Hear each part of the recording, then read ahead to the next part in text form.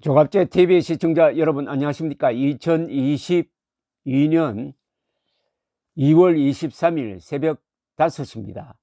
한 30분 전에 끝난 기자회견에서 조 바이든 미국 대통령이 우크라이나를 침공한 푸틴의 러시아에 대해서 제1단계 제재 조치를 발표했습니다.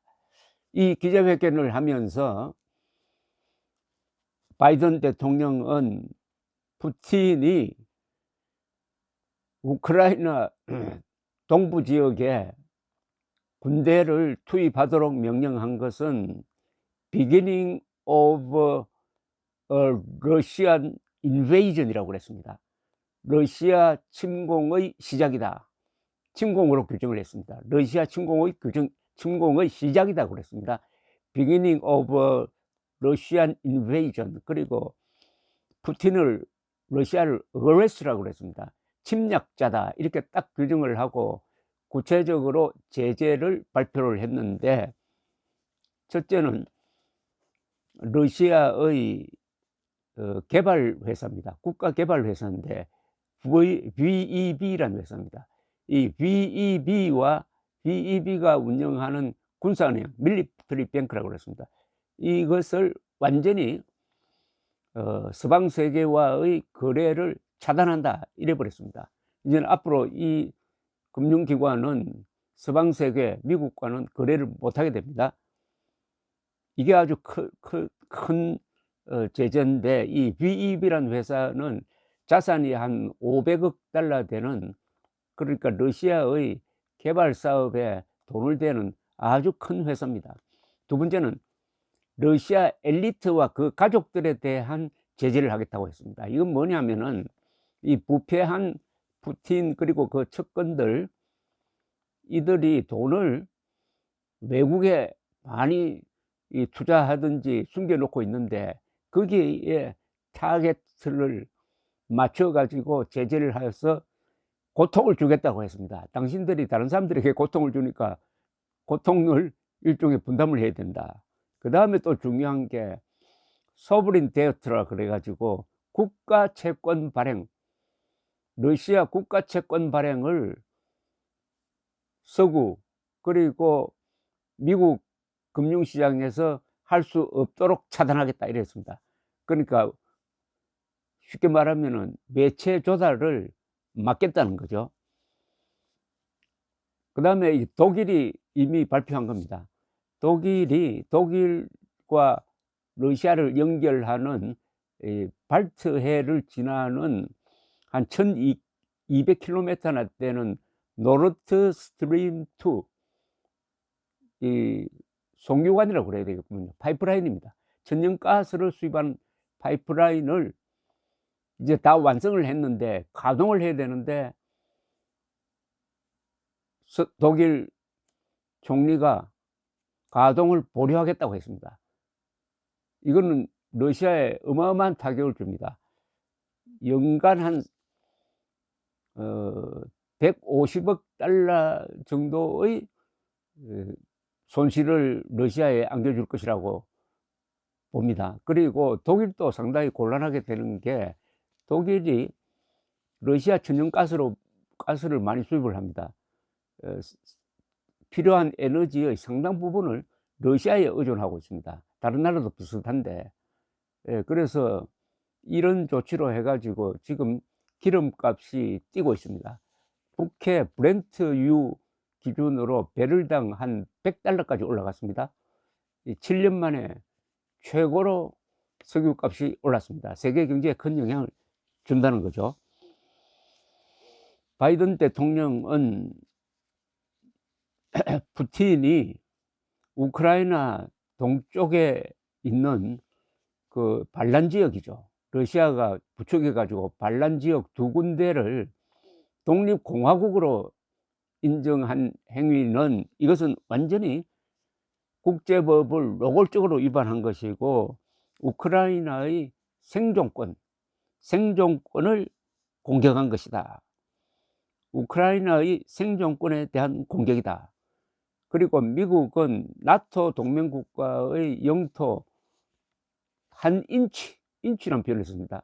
한 인치도 침공을 허용하지 않겠다. 끝까지 지켜내겠다. 이렇게 이야기를 했습니다.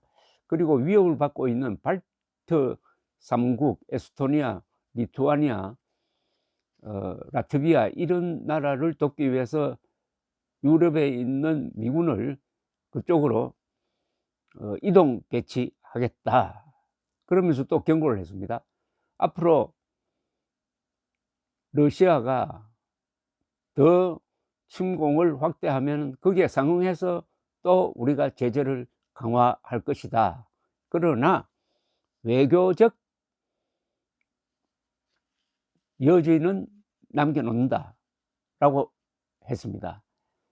상당히 단호하게 이야기를 했습니다. 이 외교 안보 분야에서 오랫동안 상원 의원으로서 활동했던 사람답게 아주 권위 있게 아주 간단명료하게 발표를 하고 기자회견은 받지 않고 들어갔습니다.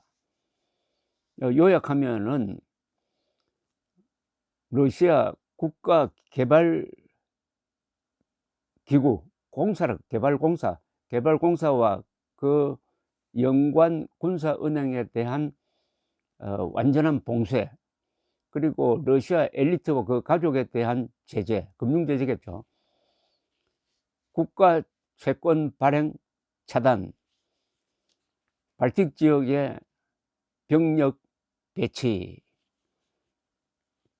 그 다음에 독일에 의한 파이프라인 가동 보류, 뭐 이렇게 되어 있습니다. 자, 이제 푸틴이 지난 한 24시간 동안에 취한 일련의 조치는 이거죠.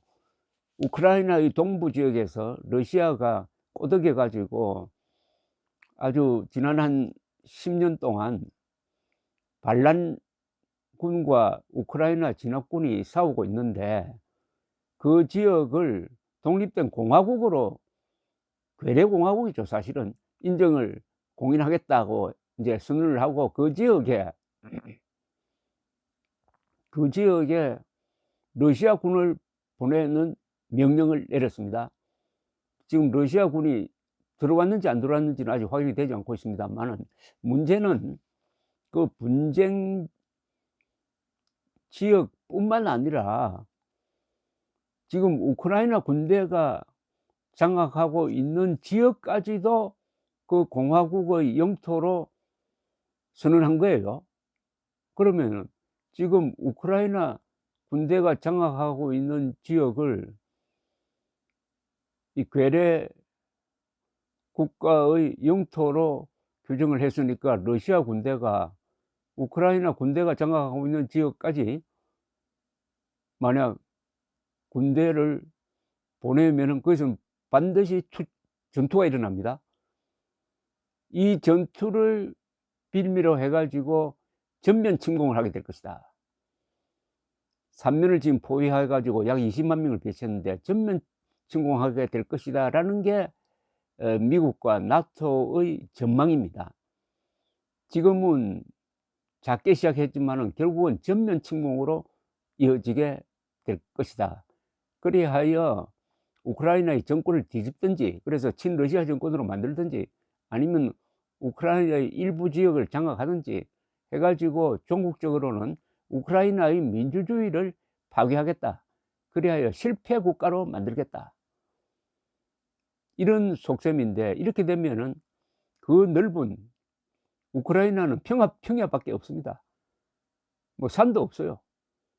거기서 어마어마한 무력 충돌이 벌어져 가지고 이게 일종의 제3차 세계대전으로 가는 길이 열리고, 그렇게 되면은 핵무장한 프랑스, 영국, 러시아, 미국이 핵무장 국가입니다. 핵무장 국가끼리의 충돌로까지 발전하면은 세계 역사가 어떻게 될 거냐. 바로 그 초입부에 러시아의 침공이 시작되었다. 거기에 대한 대응을 요 정도로 하는데, 만약 더 에스컬레이션 하면은 우리는 제재도 더 그게 맞춰서 에스컬레이션 하겠다 하는 게 바이든의 오늘 기자회견의 요지였습니다. 이게 한국 대선에 큰 영향을 줄 것 같습니다. 저는 계속해서 이재명이 대통령이 되면은 한국은 우크라이나가 된다고 생각합니다. 이재명이 하겠다는 게 뭡니까? 북한의 핵 능력을 강화시켜 주고 사드 배치해 가지고 핵미사일 막아야 되는데 그건 중국 눈치 보면서 하지 않고, 그래서 한국인들이 북한의 핵 위협에 노출되도록 만들고 종전선언을 통해서 한미동맹은 해체하는 길로 가면은 우크라이나가 되는 겁니다. 우크라이나가 이렇게 당하고 있는 것은 가지고 있던 핵무기를 포기를 했습니다. 그리고 나토에 가입을 하지 못해 가지고 외톨이가 되었습니다.